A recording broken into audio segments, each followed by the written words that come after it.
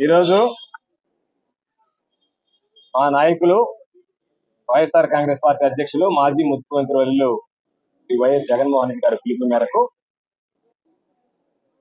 యువత పోరు కార్యక్రమంలో భాగంగా విద్యార్థులకు సంబంధించినటువంటి ఫీజు రియంబర్స్మెంట్ బకాయిలతో సహా చెల్లించాలని, యువకులకి నిరుద్యోగ భృతి ఏదైతే చంద్రబాబు నాయుడు ఎన్నికలకు ముందు హామీ ఇచ్చాడో ఆ హామీని నెరవేరుస్తూ వెంటనే వాళ్ళకి చెల్లింపులు చేపట్టాలని, బడ్జెట్ లో నిధులు కేటాయించాలని, వీటి రెండుతో పాటు జగన్మోహన్ రెడ్డి గారు మెడికల్ కళాశాలలు ఏదైతే పెట్టారో ఆ ప్రైవేటీకరణ ఆపాలి అని చెప్పి ఆలోచనతో ఈరోజు 3 ప్రధానమైనటువంటి డిమాండ్లతో మేము, మాతో పాటు వైఎస్ఆర్ కాంగ్రెస్ పార్టీకి సంబంధించినటువంటి ఉమ్మడి నెల్లూరు జిల్లా కందుకూరుతో సహా వైఎస్ఆర్ కాంగ్రెస్ పార్టీకి సంబంధించినటువంటి ఇన్ఛార్జి శాసన మండలి సభ్యులు, జిల్లాకు సంబంధించినటువంటి వివిధ అనుబంధ సంఘాల అధ్యక్షులు, వైఎస్ఆర్ కాంగ్రెస్ పార్టీ నాయకులు, కార్యకర్తలు, విద్యార్థులు, తల్లిదండ్రులు అందరితో కలిసి మహనీయుడు బిఆర్ అంబేద్కర్ గారి విగ్రహానికి నివాళులర్పించి ఆయన విగ్రహం దగ్గర నుంచి కలెక్టరేట్ దాకా వచ్చినటువంటి నేపథ్యంలో కలెక్టరేట్ వరకు కని విని ఎరిగిన రీతిలో కథం తొక్కినటువంటి విద్యార్థి లోకానికి ఇచ్చేసినటువంటి ప్రతి ఒక్కరికి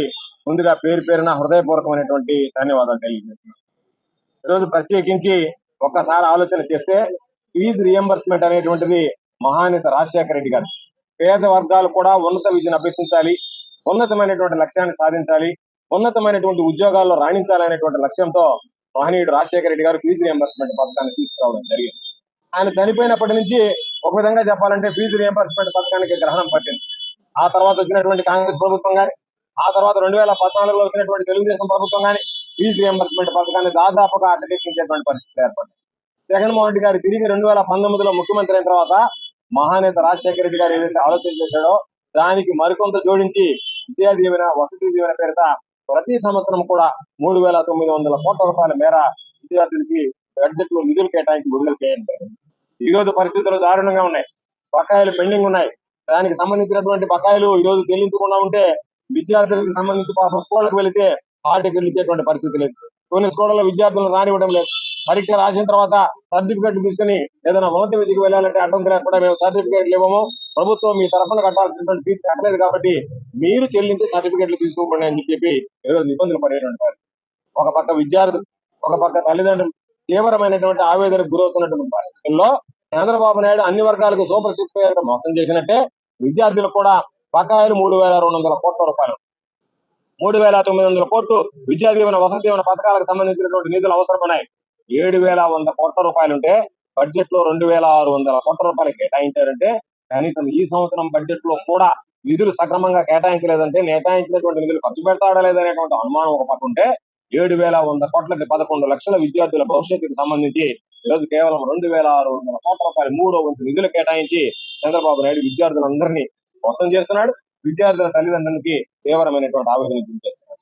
దానితో పాటు ఈరోజు అనేక రకాలైనటువంటి తల్లికి వందనం అని చెప్పి నేను 15,000 రూపాయలు ఇస్తానని చెప్పి అందరికి ఎక్కడ పోయినా నీకు 15,000, నీకు 15,000, నీకు 15,000, నీకు 15,000 అని చెప్పి ఈరోజు దాన్ని మాట్లాడకుండా ఒక సంవత్సరం ఎగ్గొట్టి ఈరోజు దాదాపుగా 84 లక్షల మంది పిల్లలుంటే వాళ్ళకి 12,000 కోట్లు అవసరం ఉంటే వాటిని పక్కన పెట్టి కేవలం 8,000 కోట్ల రూపాయలు ఇచ్చి ఈరోజు రకరకాలుగా ఈరోజు లోకేష్ పని ఏమైందంటే అక్కడ తీసుకొచ్చి గత ప్రభుత్వం చేసినటువంటి తప్ప నేనేమి చేస్తానని చెప్పుకోలేనటువంటి దౌర్భాగ్యమైనటువంటి పరిస్థితుల్లో ఈరోజు తెలుగుదేశం పార్టీ గత ప్రభుత్వాన్ని, జగన్మోహన్ రెడ్డి గారిని విమర్శించడం తప్ప ఎక్కడ కూడా మేము ఇది చేయబోతున్నాం, ఇది చేస్తున్నాం, ఇది చేసామని చెప్పుకోలేనటువంటి దౌర్భాగ్యమైనటువంటి పరిస్థితి.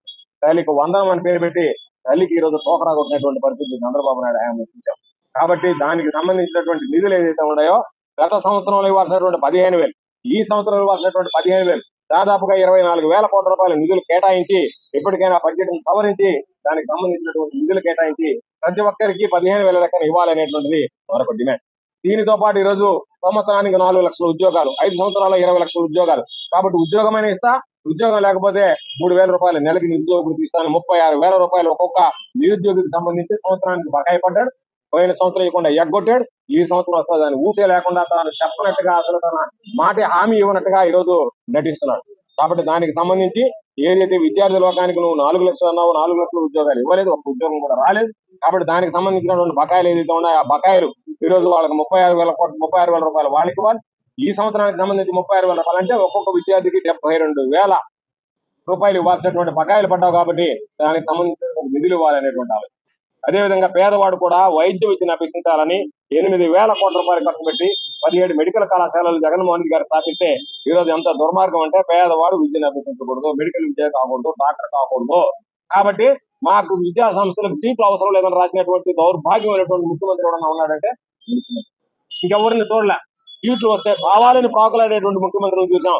ఈ రోజు మెడికల్ కౌన్సిల్ ఆఫ్ ఇండియా మేము సీట్లు ఇస్తామంటే మాకు అవసరం లేదని చెప్పి రాశారు. వాటిని ప్రైవేటీకరణ చేయడానికి ఒక దుర్మార్గమైనటువంటి ఆలోచన. చంద్రబాబు నాయుడు ఎప్పుడు వచ్చినా సరే అన్ని సంస్థలను ప్రైవేటీకరణ చేయడం, దాని ద్వారా డబ్బులు దండుకోవడం తప్ప పేదవాళ్ళ గురించి, ప్రజల గురించి, విద్యార్థుల గురించి ఆలోచన చేసేటువంటి పరిస్థితులు లేరు. ఈ ప్రధానమైనటువంటి డిమాండ్ తీసుకొని ఈ రోజు అందరం కూడా వైఎస్ఆర్ కాంగ్రెస్ పార్టీ పిలుపు మేరకు, జగన్మోహన్ రెడ్డి గారి పిలుపు మేరకు ఈ రోజు విద్యార్థులు, తల్లిదండ్రులు, ఉన్నటువంటి స్థానికంగా ఉండేటువంటి నాయకులు, కార్యకర్తలు అందరం కూడా ఈ రోజు జిల్లా వ్యాప్తిగా వైఎస్ఆర్ కాంగ్రెస్ పార్టీ ఆవిర్భావ దినోత్సవాన్ని జరుపుకుంటూ అందులో భాగంగా ఆవిర్భావ దినోత్సవం రోజే ప్రజలకు అండదండగా నిలవాలి, ప్రజలకు అవసరమైనటువంటి కార్యక్రమాలు చేపట్టాలనేటువంటి లక్ష్యంతో ఈ రోజు ఈ కార్యక్రమాలు తీసుకున్న ప్రధానమైనటువంటి డిమాండ్లతో ఈ రోజు జిల్లా కలెక్టర్ గారికి ఇచ్చాం. జిల్లా కలెక్టర్ గారు చెప్పారు, పాలసీ డెసిషన్ ఇది, నా చేతుల్లో ఏముంటుందంటే మీ ద్వారా ఈ ప్రభుత్వానికి, ఈ కళ్ళుండి చూడలేనటువంటి గుడ్డి ప్రభుత్వానికి, చెవులుండి వెళ్ళలేనటువంటి చెవిటి ప్రభుత్వానికి, మెదడుండి తలకాయ పని చేయనటువంటి ఈ ముఖ్యమంత్రికి వీళ్ళకి మీ ద్వారా అయినా సరే మా గోడు వినిపించండి, మా ఆవేదన వినిపించండి, మా ఆక్రోశం వినిపించండి, దాని ద్వారా పిల్లలకి మేలు కలిగేటటువంటి చేయండి. మీరు వెళ్ళినప్పుడు మీ సమీక్షల్లోనో జిల్లాకు సంబంధించి విస్తృతంగా విపరీతంగా ఈ రోజు వచ్చారంటేనే దాని అర్థం మాకు కావాలనేటువంటి కసి ఈ రోజు తల్లిదండ్రులు, ఈ రోజు ఉన్నటువంటి విద్యార్థులు ఉంది కాబట్టి ఇంత పెద్ద ఎత్తున వచ్చారు. కాబట్టి దీనిని మీరు ప్రభుత్వం దృష్టికి తీసుకువెళ్లి మీరు న్యాయం చేసేటువంటి విధంగా చర్యలు తీసుకోవాలని చెప్పి జిల్లా కలెక్టర్ అందరం కూడా మేము తప్పనిసరిగా భావిస్తున్నాం.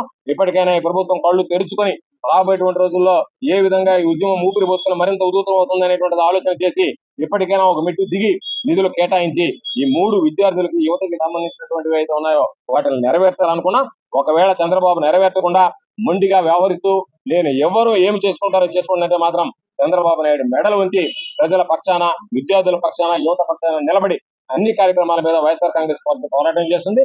నెల్లూరు జిల్లాకు సంబంధించి ఈ రోజు చేపట్టినటువంటి కార్యక్రమంలో పెద్ద ఎత్తున విచ్చేసినటువంటి విద్యార్థులు, తల్లిదండ్రులు, ప్రజలు, వైఎస్ఆర్ కాంగ్రెస్ పార్టీ నాయకులు, కార్యకర్తలు, నియోజకవర్గాలకు సంబంధించినటువంటి ఇన్ఛార్జీలు, మాకున్నటువంటి జిల్లా పరిషత్ చైర్పర్సన్ గారు, దానితో పాటు ఈ రోజు ఉన్నటువంటి జిల్లాకు సంబంధించిన అనుబంధ విభాగాల అధ్యక్షులు, కార్పొరేటర్లు, కౌన్సిలర్లు, స్థానిక సంస్థల ప్రతినిధులు, ఎంపీటీసీలు, జడ్పీటీసీలు, అదేవిధంగా మండల పరిషత్ అధ్యక్షులు, వార్డు సభ్యులు, సర్పంచులు అందరూ ఈ రోజు పెద్ద ఎత్తున విచ్చేసి కార్యక్రమాన్ని జయప్రదం చేసినందుకు ప్రతి ఒక్కరికి పేరు పేరున హృదయపూర్వకమైనటువంటి ధన్యవాదాలు తెలియజేస్తూ అందరికీ వైఎస్ఆర్ కాంగ్రెస్ పార్టీ ఆవిర్భావ దినోత్సవ శుభాకాంక్షలు తెలియజేస్తారు. చదవాలన్నా సాధ్యమయ్యేది కాదు.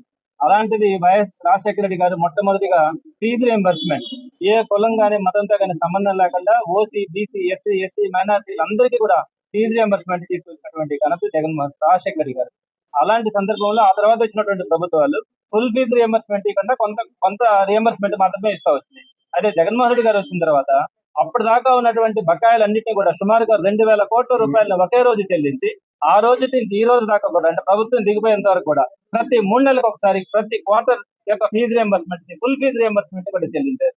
అయితే ఈ ప్రభుత్వం వచ్చిన తర్వాత లాస్ట్ ఇయర్ ఉన్నటువంటి 3 బకాయిల్ని ఈ సంవత్సరం యొక్క 3 బకాయిలు మొత్తం 6 క్వార్టర్స్ బకాయిలన్నింటినీ కూడా అలానే పెండింగ్ పెట్టారు. రాబోయే సంవత్సరం ఫీజు పేమెంట్స్ ఉన్నాయి. ఇవన్నీ కలిస్తే సుమారుగా 7,000 చిల్లర కోట్లు కావాల్సి వస్తుంది. అయితే ఇక్కడ పెట్టినటువంటి నిధులు మాత్రం 2,900 కోట్లు పెట్టారు. ఇవి ఏ మూలకు కూడా సరిపోవు. ఈ రోజు సర్టిఫికేట్స్ తీసుకోలేక పిల్లలందరూ కూడా ఉన్నత చదువుకోలేక ఇబ్బంది పడతా ఉన్నారు. ఈ విధంగా ఫీజు రియంబర్స్మెంట్ మోసం చేయడంతో పాటు తల్లికి వందనం, ప్రతి బిడ్డకి కూడా నేను 15,000 రూపాయలు ఇస్తానని చెప్తే పేదవాళ్ళందరూ కూడా వాళ్ళ బిడ్డలందరినీ తీసుకెళ్లి గవర్నమెంట్ స్కూల్లో నుంచి ప్రైవేట్ స్కూల్స్ లో చేర్పిస్తున్నారు. 15,000 రూపాయలు వస్తే ఫీజులు కట్టుకున్నామని. కానీ ఈ రోజు సుమారుగా 84 లక్షల మంది పిల్లలు ప్రైవేట్ స్కూల్స్ లో చదువుతా ఉంటే లాస్ట్ ఇయర్ ఒక్క బిడ్డకు కూడా 15,000 రూపాయలు ఇవ్వని పరిస్థితి. అదేవిధంగా ఈ సంవత్సరం కూడా ఒక్క బిడ్డకు కూడా 15,000 రూపాయలు ఇవ్వలేదు. అలా దాంట్లో చూస్తే అరాకొర నిధులు అంటే సుమారుగా 8,000 కోట్లు మాత్రమే ఈ సంవత్సరానికి సంబంధించి పెట్టడం జరిగింది. నిరుద్యోగ వృద్ధికి సంబంధించి అయితే సుమారుగా 20 లక్షల మందికి ఉద్యోగాలు ఇస్తాను, ఆ 20 లక్షల మందికి ఈలోగా 3,000 రూపాయలు నిరుద్యోగ వృద్ధి ఇస్తానని చెప్పి లాస్ట్ ఇయర్ 1 రూపాయి ఇవ్వాల, ఈ సంవత్సరం కూడా 1 రూపాయి ఇచ్చే పరిస్థితి కనిపించట్లా. బడ్జెట్ లో దానికి 1 రూపాయి కూడా కేటాయించాల. పైపెచ్చి 20 లక్షల ఉద్యోగాలు, సంవత్సరానికి 4 లక్షల ఉద్యోగాలు ఇచ్చి ఉండాలా. లాస్ట్ ఇయర్ 4 లక్షల ఉద్యోగాలు ఇచ్చి ఉండాలా. ఆ 4 లక్షల ఉద్యోగాలు ఇవ్వకపోగా వాలంటీర్స్ కానీ ఆ విధంగా మొత్తం మీద సుమారుగా 3 లక్షల మందిని రోడ్డు మీద పెట్టిన పరిస్థితి కూడా మనం చూస్తా ఉన్నాం. అదేవిధంగా మెడికల్ కాలేజెస్ పీపీపీ మోడల్ అంటే private public model, private public partnership మోడల్లో వాటన్నిటిని కూడా రాబోయేటువంటి 10 మెడికల్ కాలేజెస్ ని ఆ విధంగా తీసుకెళ్లాలని ఆయన ప్రయత్నిస్తున్నారు.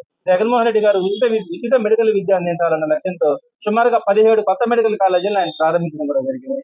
మేము చెప్తా ఉన్నాం, వైఎస్ఆర్సీపీ ప్రభుత్వం రేపు వచ్చిన తర్వాత ఈ రోజు ఎవరైతే ప్రైవేట్ మెడికల్ కాలేజెస్ తీసుకొని గవర్నమెంట్ దగ్గర నుంచి 17 మెడికల్ కాలేజెస్ తీసుకొని రన్ చేయాలనుకుంటారో తప్పకుండా రాబోయే రోజుల్లో వైఎస్ఆర్సీపీ ప్రభుత్వం వచ్చిన తర్వాత వాటన్నింటినీ కూడా మళ్ళా ప్రభుత్వం తరపునే పేదలందరికీ కూడా ఉచిత విద్య అందించడానికి వైఎస్ఆర్సీపీ తరపున ఖచ్చితంగా ట్రై చేయడం కూడా జరుగుతుంది. జగన్మోహన్ రెడ్డి గారు ఆ విధంగా మెడికల్ కాలేజెస్ అన్నింటినీ కూడా ఉచితంగా అందించాలా, పేదవాడికి అందించాలనే లక్ష్యంతో రాబోయే రోజుల్లో ఆ 17 మెడికల్ కాలేజీలను కూడా గవర్నమెంట్ ఆధ్వర్యంలోనే జరిపించే పరిస్థితి కూడా ఉంటుంది. కాబట్టి వీటన్నింటినీ కూడా అతి త్వరలో అంటే జమిలీ ఎలక్షన్స్ కూడా సుమారుగా ఒక 3 సంవత్సరాల లోపలనే రాబోతాయి. వచ్చిన తర్వాత మరలా సామాన్యులకి పక్షపాతిగా వైఎస్ఆర్సీపీ ప్రభుత్వం ఉంటుందని, మరలా మంచి జరుగుతుందని, ఈ లోపల ఏదైతే హామీలు ఇచ్చినారో ఆ హామీల కోసం వైఎస్ జగన్మోహన్ రెడ్డి గారి ఆశీస్సులతో తప్పకుండా పోరాటం చేయడం జరుగుతుందని తెలియజేస్తారు.